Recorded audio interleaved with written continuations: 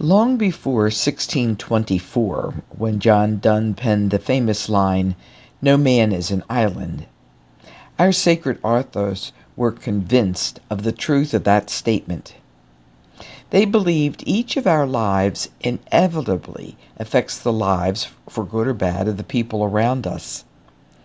This certainly is true of the Hebrew prophets. Once we eliminate the false idea that they are mainly concerned with predicting the coming of Jesus and concentrate on their actual messages, their emphasis on creating life-giving relationships becomes embarrassingly evident. Today's passage from Isaiah provides us with a classic example. Though this particular prophet is deeply committed to convincing the recently freed Babylonian captives to return to the Promised Land and rebuild Jerusalem, he never lets his people forget what they should be doing in the meantime. Whether they're living in one of the Babylonian suburbs or in downtown Jerusalem, they are to share their bread with the hungry, shelter the oppressed and the homeless, clothe the naked, and not turn their backs on their own. In other words, their lives should make a positive difference in other people's lives.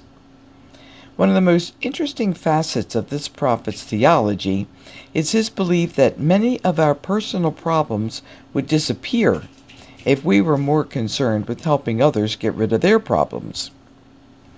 If you remove from your midst oppression, false accusation, and malicious speech, he proclaims, if you bestow your bread on the hungry and satisfy the afflicted, then light shall rise for you in the darkness, and the gloom shall become for you like midday.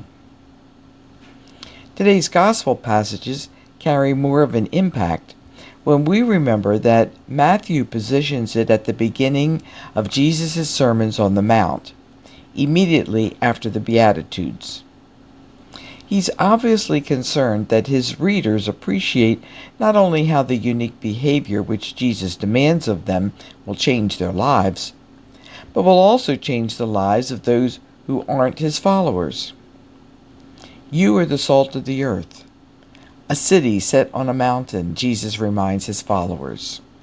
No one lights a lamp and then puts it under a bushel basket. It is set on a lampstand, where it gives light to all in the house. Just so, your light must shine before others. We who follow Jesus are responsible for letting others see that it can be done, that people can actually imitate Jesus in their daily lives. If we don't carry through on the morality he taught and lived, his ideals remain just pie in the sky, something no one would ever dare integrate into how they lived their lives. After reading the Sermon on the Mount, we might beg off carrying it out because we're either not strong enough to follow through on how Jesus expects us to relate to others, or we're too weak to put up with the static which will come our way if we actually try to do so. But in either case, Paul beats us to the punch. In some sense, the apostle tells his Corinthian community that if he can do it, anyone can do it. He certainly didn't talk any of them into becoming a Christian. He didn't have the ability to do so. He could zero in on Jesus' weaknesses by simply pointing to his own weakness. The only way he was able to make Jesus' morality his morality was to totally give himself over to the risen Jesus and let him work through him.